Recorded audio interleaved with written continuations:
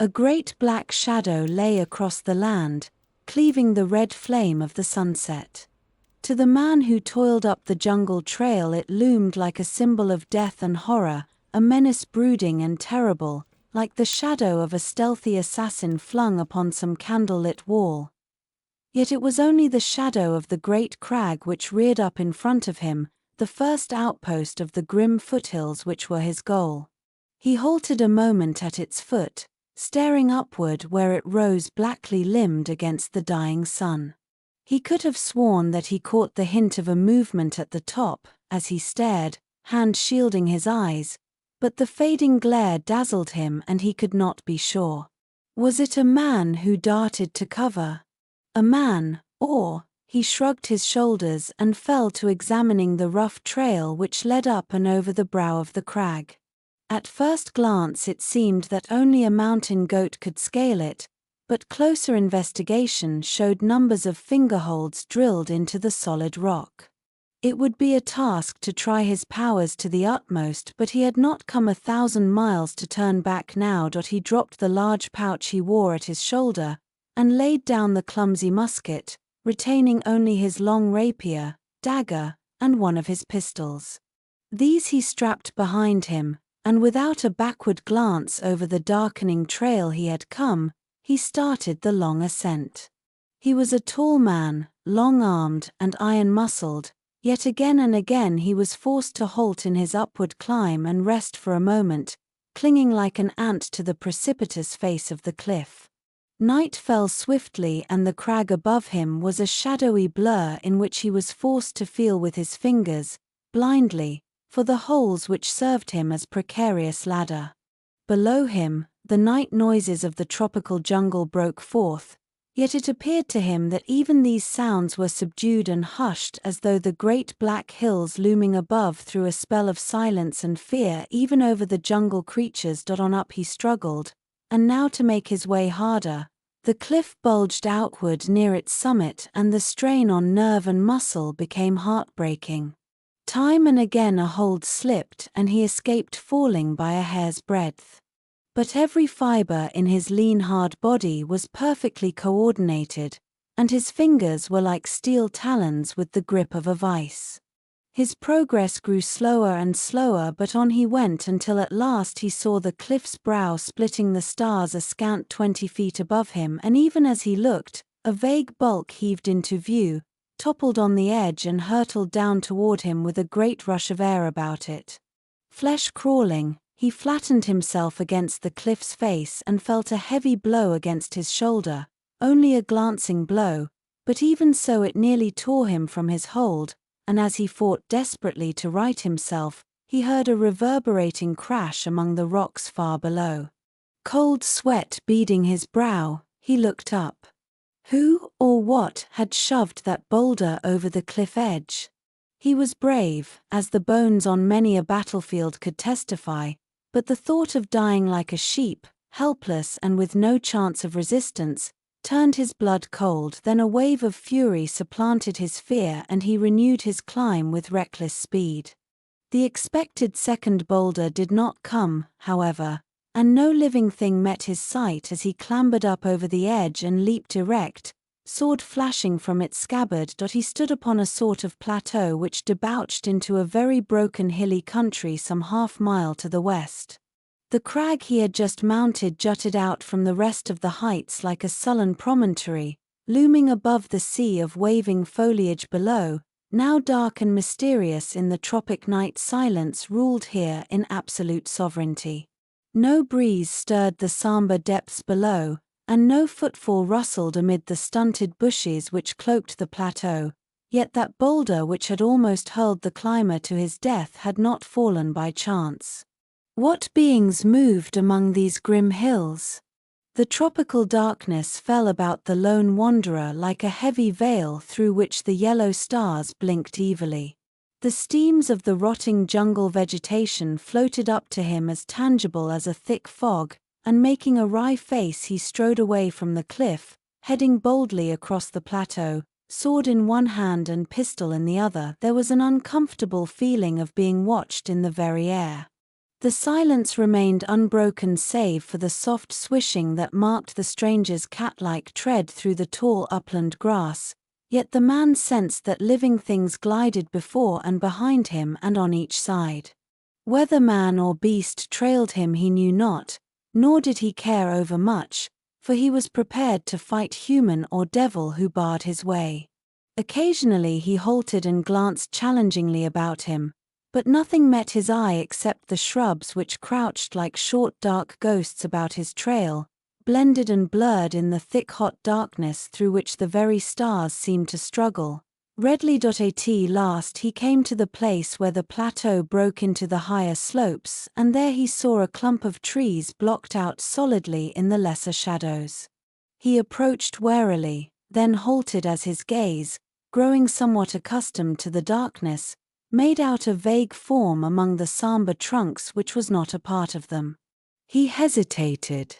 The figure neither advanced nor fled. A dim form of silent menace, it lurked as if in wait. A brooding horror hung over that still cluster of trees. The stranger advanced warily, blade extended. Closer. Straining his eyes for some hint of threatening motion. He decided that the figure was human, but he was puzzled at its lack of movement. Then the reason became apparent: it was the corpse of a black man that stood among those trees, held erect by spears through his body, nailing him to the boles. One arm was extended in front of him, held in place along a great branch by a dagger through the wrist, the index finger straight as if the corpse pointed stiffly back along the way the stranger had come. The meaning was obvious. That mute grim signpost could have but one significance: death lay beyond. The man who stood gazing upon that grisly warning rarely laughed, but now he allowed himself the luxury of a sardonic smile. 1,000 miles of land and sea, ocean travel and jungle travel, and now they expected to turn him back with such mummery, whoever they would. He resisted the temptation to salute the corpse, as an action wanting in decorum, and pushed on boldly through the grove, half expecting an attack from the rear or an ambush. Nothing of the sort occurred, however, and emerging from the trees, he found himself at the foot of a rugged incline, the first of a series of slopes. He strode stolidly upward in the night, nor did he even pause to reflect how unusual his actions must have appeared to a sensible man. The average man would have camped at the foot of the crag and waited for morning before even attempting to scale the cliffs. But this was no ordinary man. Once his objective was in sight, he followed the straightest line to it, without a thought of obstacles, whether day or night. What was to be done, must be done. He had reached the outposts of the kingdom of fear at dusk, and invading its inmost recesses by night seemed to follow as a matter of course. As he went up the boulder-strewn slopes the moon rose, lending its air of illusion, and in its light the broken hills ahead loomed up like the black spires of wizards' castles. He kept his eyes fixed on the dim trail he was following, for he knew not when another boulder might come hurtling down the inclines. He expected an attack of any sort and, naturally, it was the unexpected which really happened. Suddenly from behind a great rock stepped a black man, an ebony giant in the pale moonlight, a long spear blade gleaming silver in hand, his headpiece of ostrich plumes floating above him like a white cloud. He lifted the spear in a ponderous salute, and spoke in the dialect of the river tribes. "This is not the white man's land. Who is my white brother in his own kraal, and why does he come into the land of skulls?" "My name is Solomon Kane," the white man answered in the same language. "I seek the vampire queen of Nagari. Few seek. Fewer find. None return," answered the other cryptically. "Will you lead me to her? You bear a long dagger in your right hand. There are no lions here." A serpent dislodged a boulder. "I thought to find snakes in the bushes." The giant acknowledged this interchange of subtleties with a grim smile, and a brief silence fell. "Your life," said the black presently, is in my hand. Cain smiled thinly. I carry the lives of many warriors in my hand. The Negro's gaze traveled uncertainly up and down the shimmery length of the Englishman's sword. Then he shrugged his mighty shoulders and let his spear point sink to the earth. You bear no gifts, said he, but follow me and I will lead you to the terrible one, the mistress of doom, the red woman, Nakari, who rules the land of Nagari. He stepped aside and motioned Cain to precede him, but the Englishman, his mind on a spear thrust in the back, shook his head. Who am I that I should walk in front of my brother? We be two chiefs, let us walk side by side. In his heart Cain railed that he should be forced to use such unsavory diplomacy with a black savage, but he showed no sign.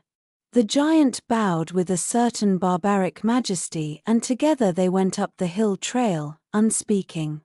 Cain was aware that men were stepping from hiding places and falling in behind them, and a surreptitious glance over his shoulder showed him some 20 black warriors trailing out behind them in 2 wedge-shaped lines. The moonlight glittered on sleek black bodies, on waving headgears and long cruel spear blades. My brothers are like leopards, said Cain courteously.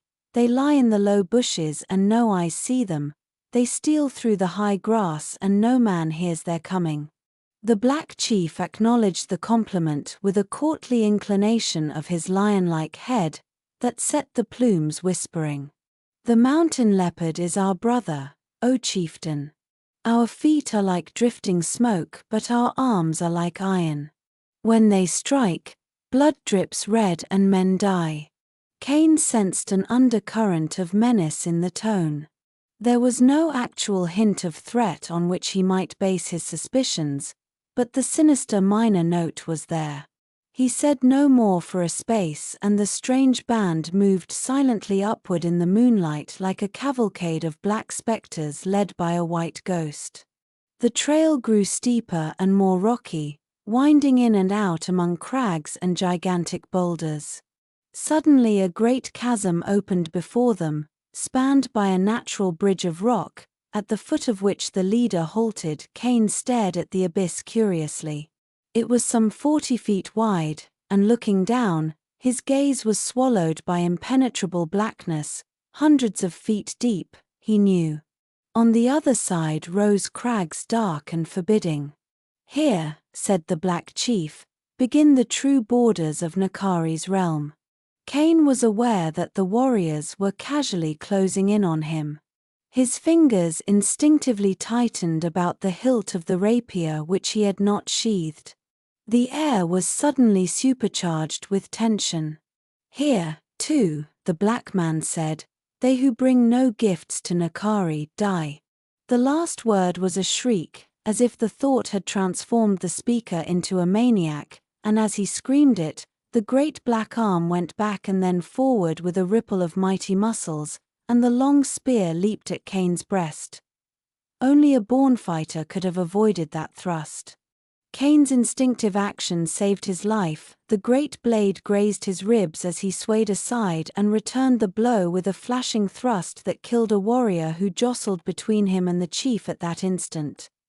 Spears flashed in the moonlight and Cain, parrying one and bending under the thrust of another, sprang out upon the narrow bridge where only one could come at him at a time. None cared to be first. They stood upon the brink and thrust at him, crowding forward when he retreated, giving back when he pressed them. Their spears were longer than his rapier, but he more than made up for the difference and the great odds by his scintillant skill and the cold ferocity of his attack. They wavered back and forth, and then suddenly a black giant leaped from among his fellows and charged out upon the bridge like a wild buffalo, shoulders hunched, spear held low, eyes gleaming with a look not wholly sane. Cain leaped back before the onslaught, leaped back again, striving to avoid that stabbing spear and to find an opening for his point. He sprang to one side and found himself reeling on the edge of the bridge with eternity gaping beneath him. The blacks yelled in savage exultation as he swayed and fought for his balance, and the giant on the bridge roared and plunged at the rocking white man. Cain parried with all his strength, a feat few swordsmen could have accomplished. Off balance as he was, saw the cruel spear blade flash by his cheek, felt himself falling backward into the abyss. A desperate effort, and he gripped the spear shaft, righted himself and ran the spearman through the body. The black's great red cavern of a mouth spouted blood, and with a dying effort he hurled himself blindly against his foe. Cain, with his heels over the bridge's edge, was unable to avoid him, and they toppled over together, to disappear silently into the depths below. So swiftly had it all happened that the warriors stood stunned. The giant's roar of triumph had scarcely died on his lips before the two were falling into the darkness. Now the rest of the Negroes came out on the bridge to peer down curiously, but no sound came up from the dark void. As Cain fell, he followed his fighting instinct, twisting in midair so that when he struck, were it 10 or 1,000 feet below, he would land on top of the man who fell with him. The end came suddenly, much more suddenly than the Englishman had thought for. He lay half-stunned for an instant, then looking up, saw dimly the narrow bridge banding the sky above him, and the forms of the warriors, limned in the moonlight and grotesquely foreshortened as they leaned over the edge.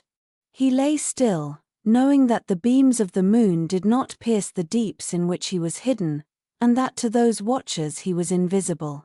Then when they vanished from view, he began to review his present plight. The black man was dead, and only for the fact that his corpse had cushioned the fall, Cain would have been dead likewise, for they had fallen a considerable distance. As it was, the white man was stiff and bruised. He drew his sword from the Negro's body, thankful that it had not been broken, and began to grope about in the darkness. His hand encountered the edge of what seemed a cliff. He had thought that he was on the bottom of the chasm and that its impression of great depth had been a delusion, but now he decided that he had fallen on a ledge, part of the way down. He dropped a small stone over the side, and after what seemed a very long time he heard the faint sound of it striking far below. Somewhat at a loss as to how to proceed, he drew flint and steel from his belt and struck them to some tinder, warily shielding the light with his hands. The faint illumination showed a large ledge jutting out from the side of the cliff, that is, the side next the hills, to which he had been attempting to cross. He had fallen close to the edge, and it was only by the narrowest margin that he had escaped sliding off it. Not knowing his position, crouching there, his eyes seeking to accustom themselves to the abysmal gloom, he made out what seemed to be a darker shadow in the shadows of the wall. On closer examination, he found it to be an opening large enough to admit his body standing erect. A cavern, he assumed, and though its appearance was dark and forbidding in the extreme, he entered, groping his way. When the tinder burned out where it led to, he naturally had no idea, but any action was preferable to sitting still until the mountain vultures plucked his bones. For a long way the cave floor tilted upward, solid rock beneath his feet, and Cain made his way with some difficulty up the rather steep slant, slipping and sliding now and then. The cavern seemed a large one, for at no time after entering it could he touch the roof, nor could he, with a hand on one wall, reach the other. At last the floor became level, and Cain sensed that the cave was much larger there. The air seemed better, though the darkness was just as impenetrable. Suddenly he stopped dead in his tracks. From somewhere in front of him there came a strange, indescribable rustling. Without warning, something smote him in the face and slashed wildly. All about him sounded the eerie murmurings of many small wings, and suddenly Cain smiled crookedly, amused, relieved and chagrined. Bats, of course. The cave was swarming with them. Still, it was a shaky experience, and as he went on and the wings whispered through the vasty emptiness of the great cavern, Cain's Puritan mind found space to dally with a bizarre thought. Had he wandered into hell by some strange means, And were these in truth bats, or were they lost souls winging through everlasting night? Then, thought Solomon Kane, I will soon confront Satan himself, and even as he thought this, his nostrils were assailed by a horrid scent, fetid and repellent.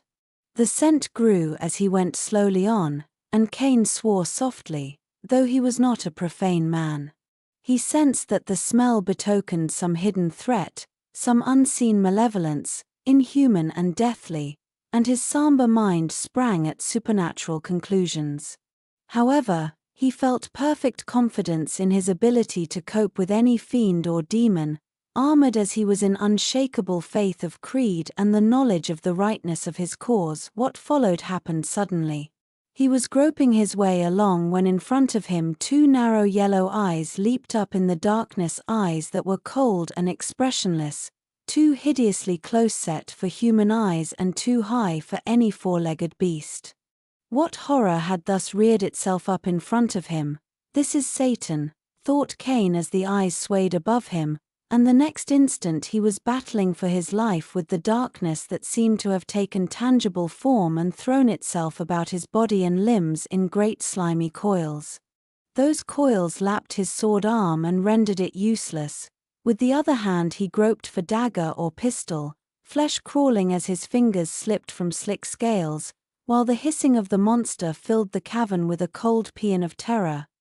There in the black dark, to the accompaniment of the bat's leathery rustlings, Cain fought like a rat in the grip of a mouse snake, and he could feel his ribs giving and his breath going before his frantic left hand closed on his dagger hilt. Then with a volcanic twist and wrench of his steel-thewed body, he tore his left arm partly free and plunged the keen blade again and again to the hilt in the sinuous writhing terror which enveloped him, feeling at last the quivering coils loosen and slide from his limbs to lie about his feet like huge cables.